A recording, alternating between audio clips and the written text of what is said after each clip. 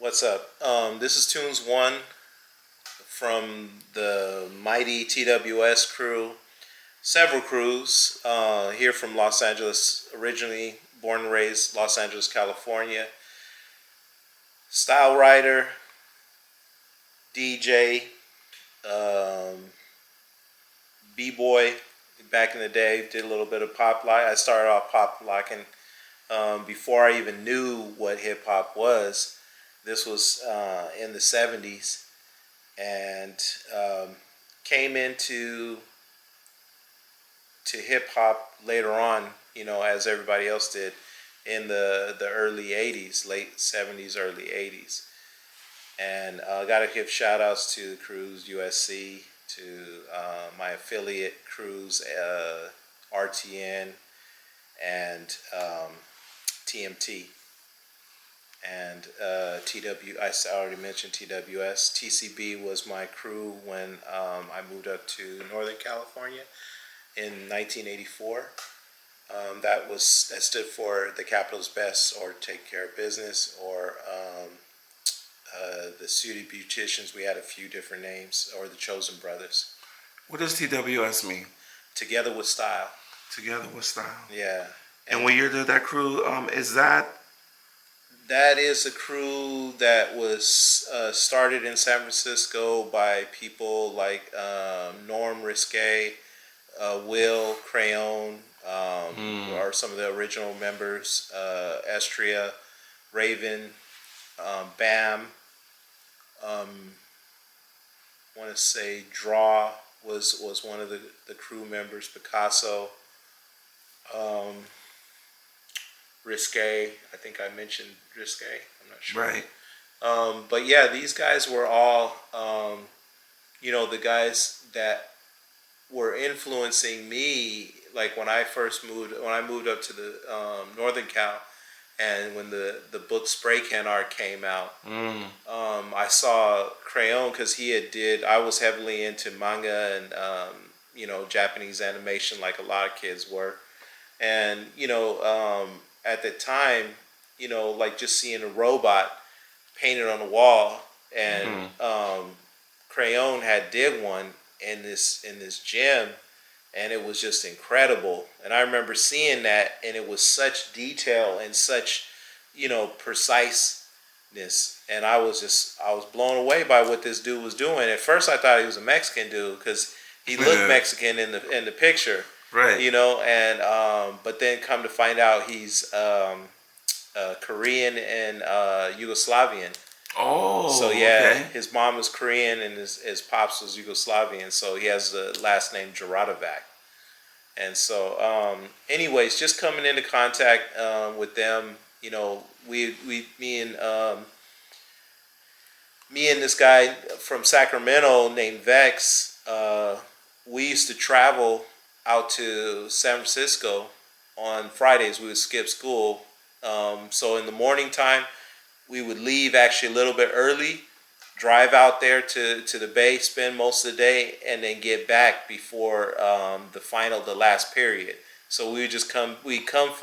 Sometimes we come and just stay for first period and then dip, and then come back before the last period and then stay for the last period. So it was almost like we never skipped school. We wouldn't get it, so it was just a little game we used to play. And we used to just go out there and go see graffiti, buy gear, because San Francisco, Bay Area, Oakland, all them areas, they had always fresh gear than Sacramento did. So, and then the hip hop scene was cracking out there. So it was like we wanted to be a part of that. And at that time, to rewind back, my mom and them moved us up to Northern Cal to get us away from the violence that was happening in LA at the time. Because '84, it was on and cracking in LA. So she was like, "I need to get y'all out of here." Little did she know, Sacramento was cracking too. Because we got up there, we was up in South Sac, and where we were at was pretty cool. But the school I went to, Luther Burbank High School, was no joke. It was shit was jumping off there. With the 2-9 Crips right there, right next to the school, and literally 209 Street apartments, and that was the 2-9 Crips hood. and then a little bit further down was Garden Block, Metaview and all that stuff, and so it was on and cracking sometimes. But Burbank was a cool ass school because that was like the first time like I saw hip hop done from a different perspective. Like I got to see the Northern California scene in its like heyday. I got to see things like I got to see sideshows. Like the dudes was coming up to the high school. Our parking lot was lit on after school. So you'd have all these car clubs that come up. You had lowriders. You had hot, kind of high performance car clubs, and everybody had beat. There was even a Pinto club that had all Pintos, but they were all pimped out. I mean, I wish I knew. I was trying to figure out what the name of that car club was. I was asking a homie if he remembered it, but just remembered all this dope stuff and people. So you'd have the crowd of kids watching the parking lot, all this stuff going down, and then dudes would be bumping music. You had the DJs. They'd be playing their mixtapes. So you could buy the mixtapes right there, and then they had like they was doing special requests like Short was talking about. So basically you just paid them $10 and either they would say a rap about you, put your name in it, or do your own custom mix for you. Right. And then you come back the following Friday and they'd have your tape ready for you. Okay. So yeah, just seeing people selling tapes and stuff like that, the independent grind at that time, and then I remember seeing like people like MC Hammer when he first came out. Before he even busted out with music, he was a dancer. He was dancing, and so what he used to do at the Cal Expo up there is their big fairgrounds. They always had a lowrider show every year, and so they had to have a DJ contest and they would have a dancing contest. So Hammer would always win the dancing contest, and then there was a cat from Sacramento named Mixmaster Mike, and if you know who Mixmaster Mike is, back in the day he was nothing to play with, and he would always win the DJ contest. So that's where I first met Mixmaster Mike, was in Sacramento back in the 80s. That's crazy. I got a question. When I was going up to the Bay, which was Union City, I remember when I got there, I was trying to find out about where was the hip hop stations. So I heard about 3 stations, which was KSOL, KPOO, Yep, K-Poo. and KZYU. Yep. And you remember those stations? Yeah, and didn't KMEL, it was KMEL out then? I think it was, but I just remember KSOL. Yeah, I remember KSOL was cracking because they had the little shows too. They had the little shows on there, and they used to show graffiti writers. So I remember they had Crayon was on one. I forgot the name, the girl's name who was the host of there. And then, but I remember seeing them shows, and then Dream was on there, and they was interviewing like graffiti writers and stuff. And it was dope. And it was just like, it just seemed like the Bay Area scene was so comprehensive. It was like a mini LA in a way, but just without the gangbanging. Like it was funny because drug shit was jumping off like heavy, but that was more like Oakland. It was happening in the city too, but it was real undercover in the city. But like if you went to places like Richmond and Vallejo and Oakland and stuff like that, it was a little bit more, visible. But hip hop was so strong, and you had Berkeley had its scene, San Jose had its scene, Sunnydale, Daly City, Hayward, little bit maybe, not so much, but a few people, San Leandro, and Oakland and San Francisco, even Marin, places like that. But it was just so flavorful and it was so different, and so I was tripping between those places. I was going to the Bay and then going back down to LA, because like right in '84 when we moved, like Graph was really about to blow. It was really blowing up, in LA. And so I was totally upset. I was sick when we moved away, and we were moving up to Sacramento. I was like, man, why the hell we moving to Sacramento? Backward ass Sacramento, and but yeah. So It was cool. I really enjoyed it. I mean, I could say the first time I really saw um, anything graffiti related or style writing related was my pops lived in Altadena. And Mm. so when I hadn't seen him in years, I grew up without my father. So when we reacquainted, my auntie reconnected us. And so when we finally went out there to go see him, um, I was hanging out like in the streets and checking out stuff, and there was an arcade there.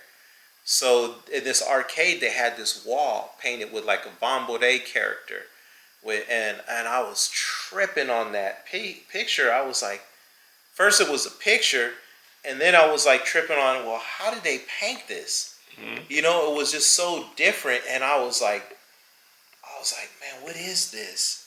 And the dude, I kept asking the dude in the arcade, like, yo, man, what's up with this? And he was like, man, shut the hell up. Like, leave me alone. Like, if you ain't gonna play no video game, man, leave me alone. He didn't want to hear it. And so I was just bugging off this picture. And then, so later on, come to find out that was, I had talked to Soon about it. I had mentioned, because he had asked me about when I started. And I told him, I was like, yeah, man, this is when I first came into it, and then this and that. And he was like, bro, I painted that shit. Mm. And I was like, what? And then I remember because he was in Altadena. He was out there. He was between South Central and Altadena doing stuff, and living or whatever, had people. And so he had did that spot. And so that was a trip, dude, to just kind of come full circle with that. And then after, like back in my neighborhood, there was gang graffiti, but I had never seen like, people doing like spray can art and stuff like that, like pieces and shit. So when I first saw that shit and I saw and seen it on trains, I was just blown away. I didn't know how to perceive it. You Right. know what I mean? I was just like, man, how are they doing this? Who's doing this? How they? And then there was this one cat that was in our b-boy crew who was from New York, and he actually did graffiti. He came to pick me up for practice, and I was drawing. He was like, "Oh man, I didn't know you was down with art." He said, "Let me show you some of the stuff I used to do back in New York." Man, and he had that. It was like he had a bag full of gold. You know what I mean? And I was like, bro. I was like, man, I was on that nigga. I was like, man, you got to show me how to do this shit. Right. And so, he started just showing me, and we was doing it with tester cans and stuff like that at first. And because I had a bunch of tester cans from painting models and shit. Mm. And so he started showing me how to do shit with that. And then, we was painting in the back of our apartment building. And, I was hooked. After that, I was hooked, And this was, say, about like late 81. And then really like 82 is when I really like started really, going for it. Oh, nice. Yeah. I like that, brother. So, like I was mentioning to you, this month is February, which would be Black History Month. Mm-hmm. Like how you mentioned earlier, we do this all year. Mm-hmm. But I know that they specifically chose that month so they can highlight us. Yeah. But it's Black History Month, like every day for me. As long as I've been alive, I've been making history. So, I wanted to speak to you and try to see if I can get some names to some early brothers though that probably in the graffiti world they wasn't like Yeah. probably not as well known, but as people of color.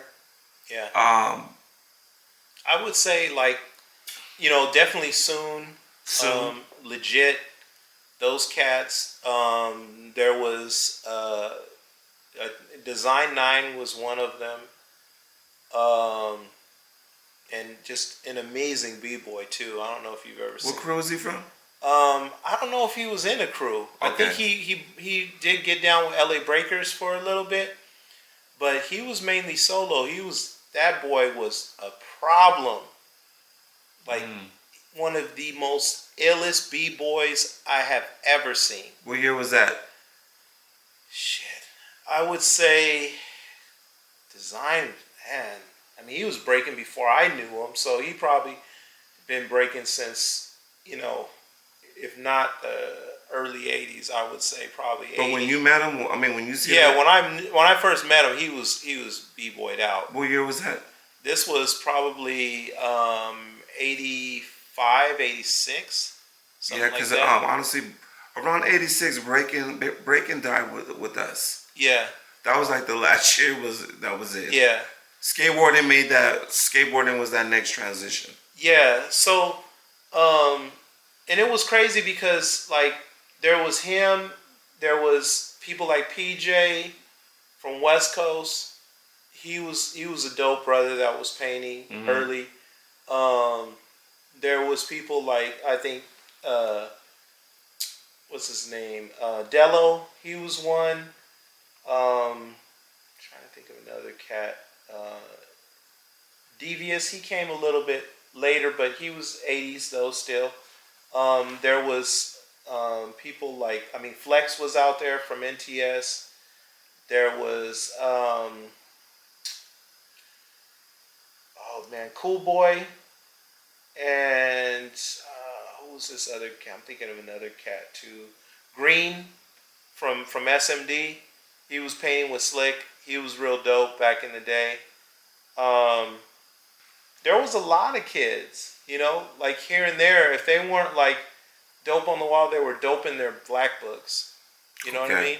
So LA West Coast had a lot of like black book stars, a lot of dudes that was just getting loose in their black books. Like Cool Boy was one of those dudes. He was sketching his ass off, and he had these dope ass black books where he was just rocking all these dope ass characters. Just crazy.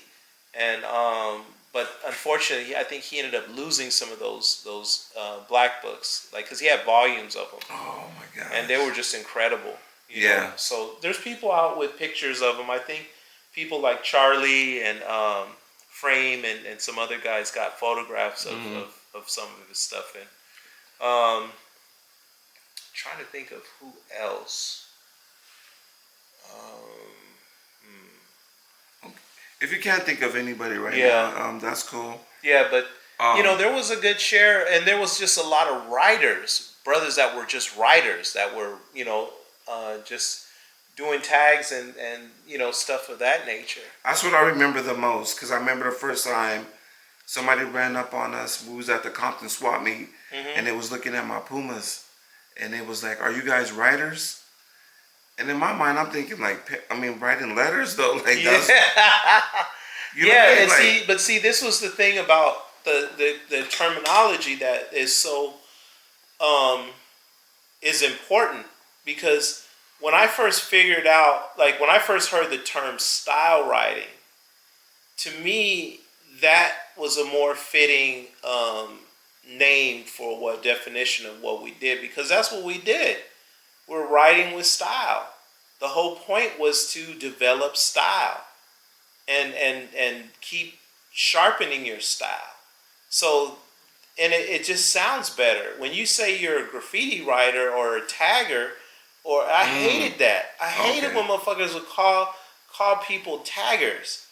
I was just like, man, that's some bullshit. That's just like, they're just another way to try to degrade what we're doing and who we are.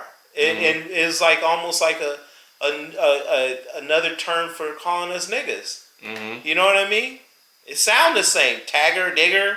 You know what I mean? So it's like, yeah, and just the way people would say it, how some people would say it, it had that same kind of intention and emphasis.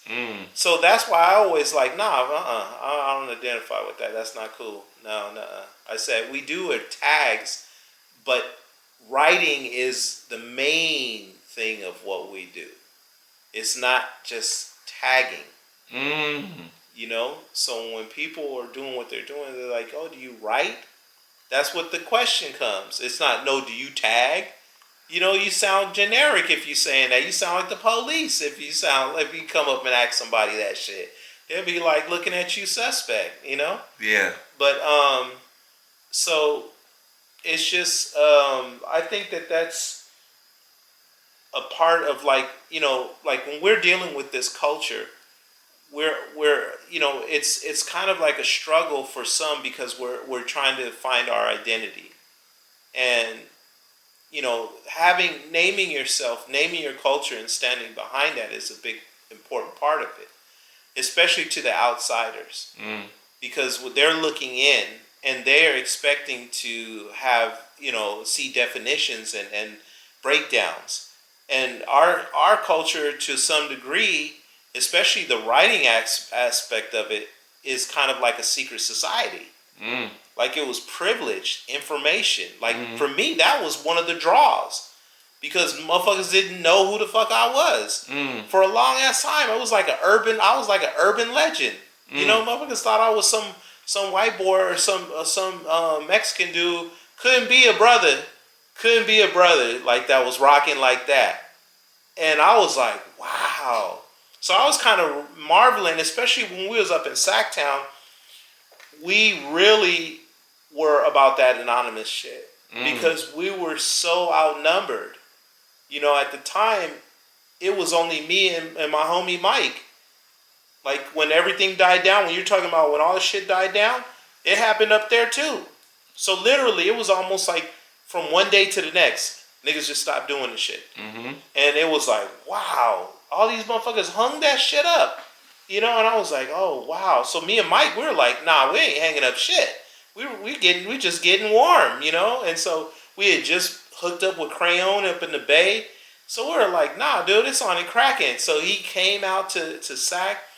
We got up and we were just doing burners. So we were just bombing like all of the schools, like all the high schools. They usually have like a quad area, like where everybody's meeting up and shit. So we would go to those quads. This is about the same time I met Rifa. I got introduced to Rifa at this time. Homie that went to Sac High knew of Rifa, and so he was telling Rifa, like, yo, I know this dude who does what you do. You should meet. What year was that? Shit. Goodness, I want to say, oh man, what year was that? Was that like fucking 92? Nah, hell no. It was earlier than that. Okay. It was earlier than that. That shit was like the 80s still. It was still the 80s. This is when Reefa had a flat top, huh? Yeah. Oh yeah, Reefa I seen those pictures. He had the mean flat top, dude. I seen those pictures. Yeah, he was rocking that shit like like for real. Big Daddy Kane shit. I seen it. And so, yeah, we met up. First night I met that nigga, we took that nigga out on a mission. It was like that. It wasn't like we was trying to test that nigga. It was like, oh hell yeah, you do this shit, you about that life, let's go. And so he was all the way with it to the point we almost got that nigga busted by his mom. His mom was hella strict. And we took him out. We went out busting. We went out bombing, dude. And we got up tough too. And we was locked in, after that. It was on and popping. So, it was just then we had one other cat. And then at that time, me and Mike had met these cats from Broderick, kind of north in the Thomas area of Sacramento, across the bridge. And what's it called? It was Broderick, not North Thomas. And anyways, they found out about us somehow. I don't know how the hell they found out about us. I think it was some girl that my homeboy Mike was dating, and was the same, like her ex or some shit or something like that. But he was checking out Mike, and then saw Mike was into this other shit, some kind of criminal shit. This nigga was in kind of a little criminal himself. And so he was like, oh, okay, game, recognized game. But then one of their homies got killed. Like, he was jogging, he was a runner. And he got hit and killed. And so they reached out to us and asked us if we would do a memorial piece for him. Okay. So we did this memorial piece. It said "Time Keeps on Slipping," and we did this illegal memorial for him. And the newspapers picked up on the shit and ran that shit like front page. And we were like, damn. The homies called us up. Yo, man, this shit you did this. We was out there pitch dark, did this shit and everything, and they ran the shit front page. That shit was dope. And so Yeah, just right after that, that's when we met Rifa. So then when we went out, the guy Gary was the homie Gary, and he had these little homies that he used to hang out with, and we all went together, and they just kind of like looked out for us, and the support group, and so yeah, man, we had us a little crew of dudes, and so but me and Mike were main dudes that painted. Then Rifa came in, he was doing his thing, and then we were like the main dudes, and then Crayon would come sometimes to SAC and piece with us, and he was teaching us too at the same time. Okay.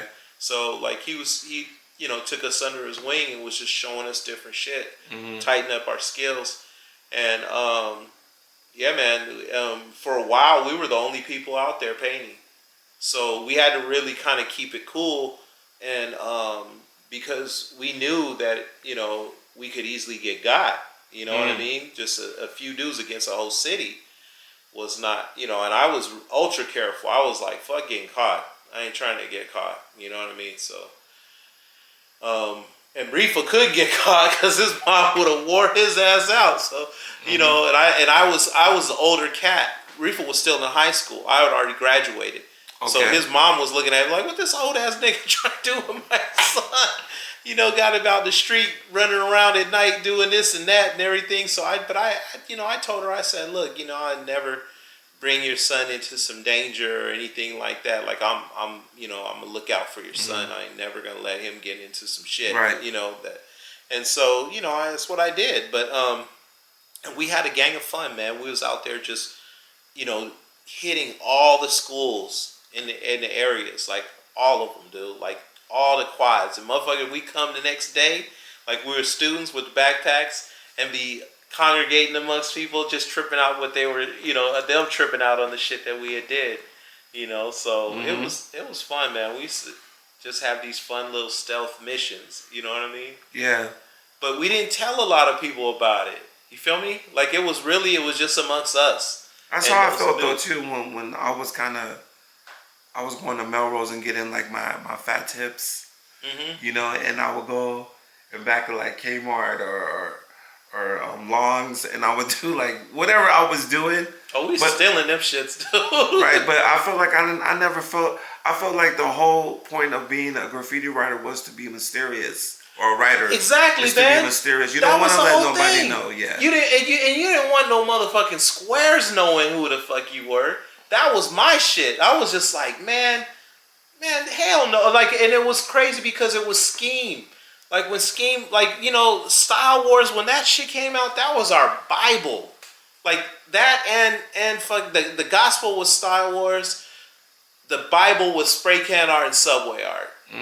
So it was like when we heard Scheme talking that shit, when he was talking to his mom, man, bro, that was the gospel, bro. That was the gospel. I remember he was like, all I do is I just write my name.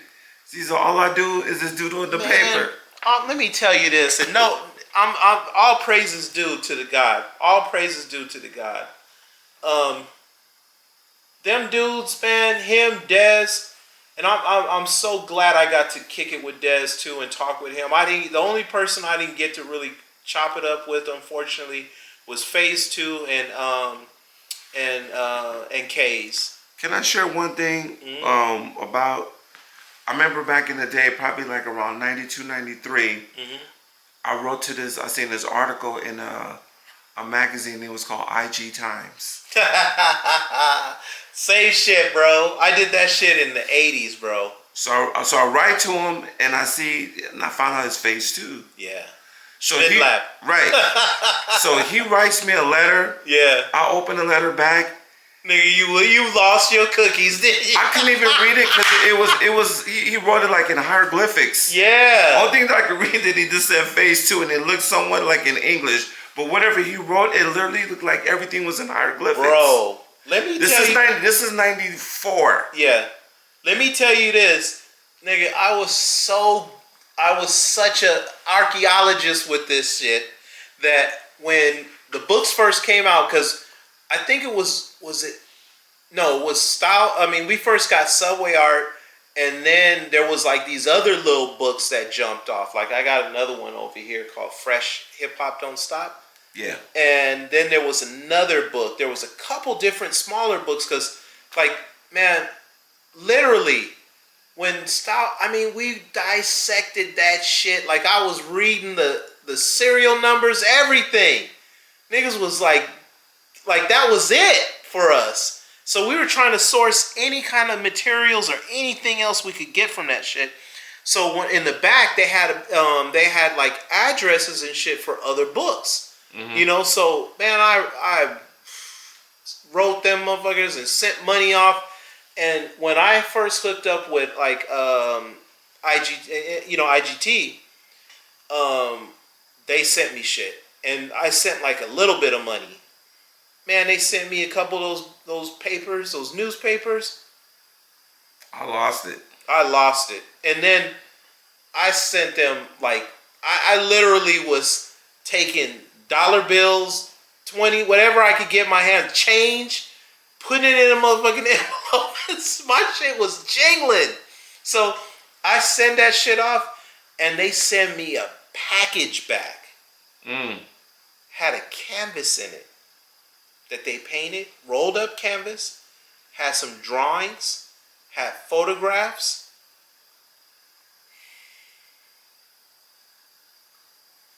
And all that shit got fucking lost. Mine's too. This nigga Esau Caldwell, you know who the fuck you are? The homie Esau Caldwell. He's a comedian now. But he was trying to get back into graph, and he was like, yo T, let me borrow some of this. Let me borrow some of your stuff. I just want to get inspired. So I had a bunch of shit, and I hooked him up. I hooked him up with original. I had original Von Bode sketches. His wife, Barbara Bode, lived in Sacramento.